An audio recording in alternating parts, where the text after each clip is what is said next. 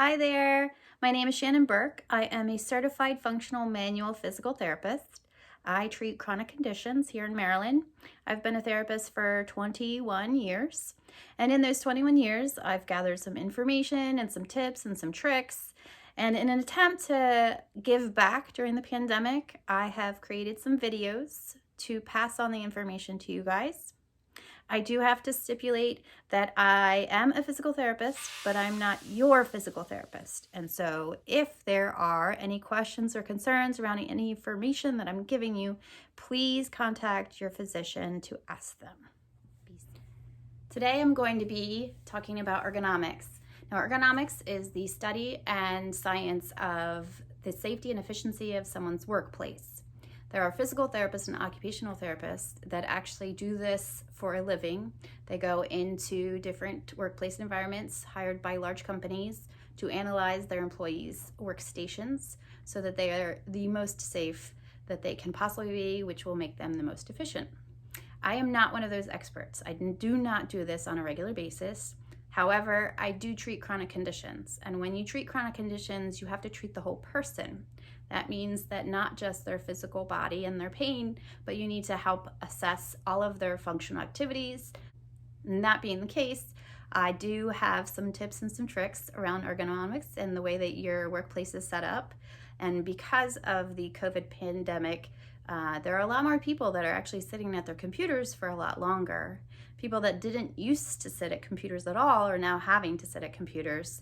And there's a lot of people out there that are having to sit for a longer period of time, even when they did sit at their computers before. And now they're in their house and not at their workplace. So an entire different situation. And then we have an entire country of children that are on computers that were never on computers for long extended periods of time. So hopefully some of this will help.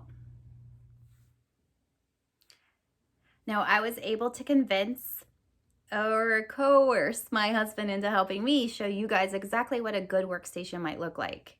And if I can convey to you the concepts and the whys, then you can apply it with creativity to your workstation at home. So we're going to start with stabilizing and getting your core in the right position. So we're going to turn you sideways a little bit right there because you need to see this. So the pelvis needs to be in a neutral position because that's where we're starting everything from. This is going to be your reference point for even once you get all of the monitor stuff will be later. You want your body to be in the good position because that's what we're trying to preserve. So this is a really good ergonomic chair. It has a really nice curve, but not all chairs are created for all bodies. The way that I fix that, or the way that other people can fix it, is to get a small hand towel and then you would fold it up. Don't roll it in a circle. You want it to actually be flat like this because it's going to give a little bit more surface area for support. And then you're going to lean forward. You're going to push this right down to where your waistline is, where your belt would be. Right in the midline, kind of right on your tailbone area. And then make sure that you are pushed all the way back against it. So lean forward just a hair and then push your butt a little further back. Yep. And then that actually holds your pelvis into a neutral alignment. So even a really expensive chair, ergonomic chair, can actually have the wrong lumbar support for your body. This wasn't that expensive. Okay.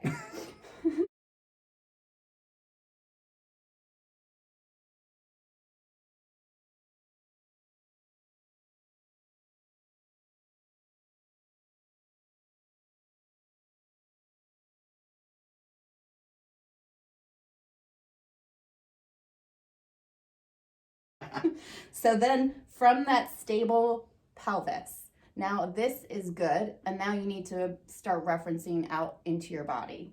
So we're going to start with an imaginary plumb line from your ear through your shoulder and then into your hip. So if you have a tilted back chair, your plumb line is going to be off. And what that does is that it makes you have to put your head forward in order to see. As you can see, it will start putting strain on the back of your neck, your upper back. You're going to have a lot of pain through here. Ow! So you would have to stabilize, lock in your chair if it's one that goes back and forth. And that is a great position, darling. Feels so much better. So although low back problems are actually a big deal, we're handling that with the setup in our pelvis and in our lower body. I find that there's actually a lot more problems in your upper body that come from sitting incorrectly or poorly while at the computer. So you want to make sure that your upper body is as in check as your lower body. So you want your shoulders to be directly over your hips. It will be easier if your pelvis is actually stabilized by something behind it at that waistband area, because in order to slouch forward, your pelvis actually has to be able to rotate backward. And so if you have something there, it really just can't. And that means that when your brain is actually focused on what's going on the computer and with your work, you actually don't have to be thinking about, am I sitting upright? If you have your pelvis stabilized, your upper body will have an easier time. So shoulders over top of your hips and your pelvis. And then you want to make sure that you're not holding your neck outward. Your ears need to be over top of your shoulders. That means that you have to actually sit back against the chair.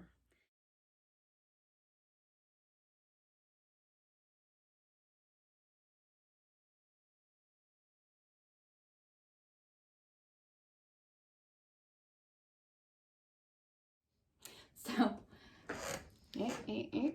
his chair is not so great because it keeps leaning back. So he's getting a good ab workout. Yeah, it's a little squeaky. That is the chair, not me. Yeah. So his shoulders are relaxed because his spine is in a really good neutral position. After your spine and your core is in good neutral position and your chair is upright, then you want to be able to adjust your chair height for your legs and possibly forearm rest.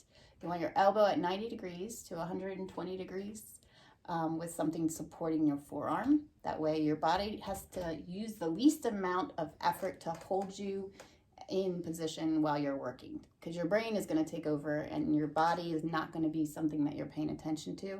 So you want to make sure it's supported by your external environment. Then you're going to go and check out your lower body. You want your hips to be slightly higher than your knee. If your knee is higher than your hip, then it rotates your pelvis posteriorly or backwards, which causes pressure in your lumbar spine on the discs and on the nerves that come out and go down your legs. So good hip position, good pelvis position, knees lower, right? Got that? Then you want to make sure your feet are actually touching the floor. Some people are shorter than others, so you need to find some ways to support if your feet are dangling, because this is important. If you don't touch the floor, your body will naturally, when you're not paying attention, just slouch down to make your feet hit the floor. Good job. So you want to make sure that you support it with something like a stool. This is one of these lap boards. You can just put underneath your feet so that your body now is. The other important thing is that if the seat depth of your chair is too long and it hits the back of your knees, his is good. It's not hitting the back of his knees. But if it was longer and he was shorter, it would be hitting the back of his knees. And again, that would cause his body to naturally migrate away from it, so he'd end up slouching. There's vital nerves on the back of your knees, and if they're compressed over a long period of time, you're gonna have pain in your legs. And your body's not gonna let that happen, so it will sacrifice by slouching. So, thanks for that. So now that we have the body position, that's your reference point. The rest of your environment needs to accommodate your position. So that is your monitor, your keyboard, your mouse, possibly a document holder. The laptops should not be used on your lap, because that will cause your head to have to look down at your lap on your laptop. The only way you should be using your laptop on your lap is if you have another monitor. Now, as you can see, Justin has many monitors and a computer. So if he were to not use his laptop screen, the monitor on that, he could use that on a keyboard and he could put that on his lap. This is a lap desk. So then he would pull his keyboard. Which is? Awesome. So you would have to back up just a hair, right? And you'd pull that down, and then he would just use the keyboard portion while he's looking at the screens, okay? The other option is for him to have his laptop up on the desk and get a keyboard that is external and bring his keyboard down here while he's looking at his screen. So when it comes to monitors, your eyes should actually be straight across from the first typing area of the monitor, or the top third of the screen. So he actually is pretty good on these back monitors. His laptop, not so great, because then he'll have a neck problem by looking down even at the one that's on his desk. Yeah, not good, baby. The other thing that you can try is actually trying to rely more on a mouse instead of your keyboard. Now, with a mouse, you can have that in your lap, even if the keyboard and the laptop have to be up on a desk or a table. And then you can switch the mouse between your two hands so that you get a little bit more of an equal side to the motion patterns. So if he has a keyboard and a mouse down here, and he only has his laptop, he doesn't have those other monitors, he would need to raise this laptop up so that it actually is a little bit more level with his eyes. So these are some options. We got a stack of some kids' books. We are in a book. And the cat in the hat. So prop that right up on there. Put it up underneath there. Again, he's not typing on that one. He's typing on this keyboard, his pretend keyboard down here. So that's a little bit higher up. So his eyes don't have to go farther down. I actually feel it. You feel it? It feels, yeah, better. It feels better. Now I wish I had a keyboard down here. I'd be a lot easier. I might type better. Oh, we're keeping that part in the video. That might be the solution to all of my typos. Oh, man. It's all in the ergonomics. So we have now the proper height of the laptop, but he's still using his keyboard down here. If he were to be using his laptop, I'm going to just show them. Take the books out, put it back down. Okay, now put your hands on the keyboard. Okay, do you see how he has to lean over? His head is now leaning down. He's going to get some neck pain. He's going to actually get some upper back pain because his upper back is now having to hold him up instead of the position just being kind of a neutral, stable position supported by his environment. Now his body's doing all the work that his environment should be doing. So he's going to end up with some problems if he's there for longer than an hour or two. An 8-hour day, it's not going to be good on this one. Mm-mm. So for him, if I were specifically addressing him, I would tell him to put his laptop on his lap, on a lap desk, right? And then he needs to position his face between both monitors so that it's in the midline, so that when he's looking at either monitor, his head is going in the approximate same amount of rotation to look at both of them. If you have monitors and your head has to rotate a long way to see them, then you're going to end up with a neck problem on that one too. So let's say that you have to have your laptop and it's either up on the desk or down in your lap. I would prefer to be up on your desk. At that point, what you can do is take breaks. I recommend this. If you are sitting at the computer for longer than 45 minutes to an hour, you need to be taking a break. That's not just a physical break, that is an eye break. Your eyes actually can get strained from just looking at the computer screen for long periods of time. So looking away every 20 minutes or so at something else can actually give your eyes a little bit of a break, even if you can't get up physically. Now there's a lot of conference calls and Zooms, and so you can't always get up in the middle of that. But even moving around and shifting your body and then looking into different places can give your nervous system a little bit of a break. And when you do have time to get up, you need to be moving, you need to be walking to the refrigerator, to the bathroom, get a cup of water, go up and down the stairs for a few times. Give your body some sort of movement to break up the pattern of sitting there and looking at the computer.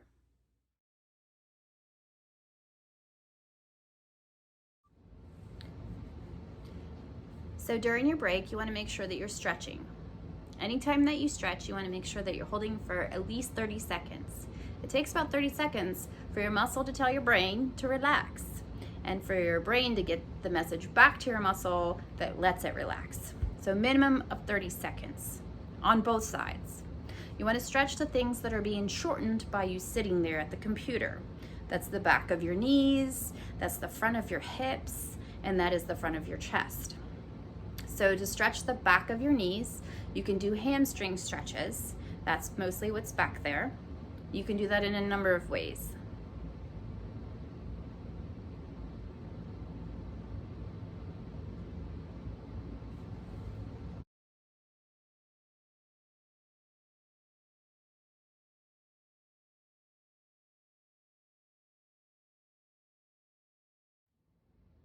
To stretch the front of your hips, you can do that in a number of ways as well, and those would be considered your hip flexors.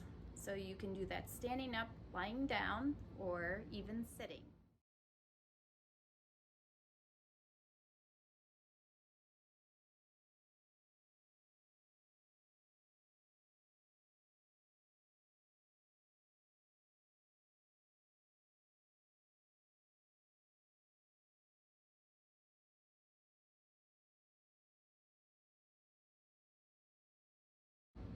Now, the front of your chest, you can do in a number of ways. The easiest one is if you're just sitting there working and you don't have time to get up, you can actually just grasp your hands behind your back, squeeze your shoulder blades together, and then take a couple of really deep breaths. That will actually stretch the front of your chest.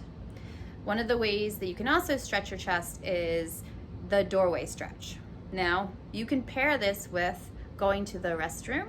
Whenever you go to the restroom, make this a habit, and then it actually just becomes part of your day. So you'd place your hands on either side of the doorway, making sure that you're not actually going to be pushing into the doorway, you're just actually resting your hands on either side of the doorway.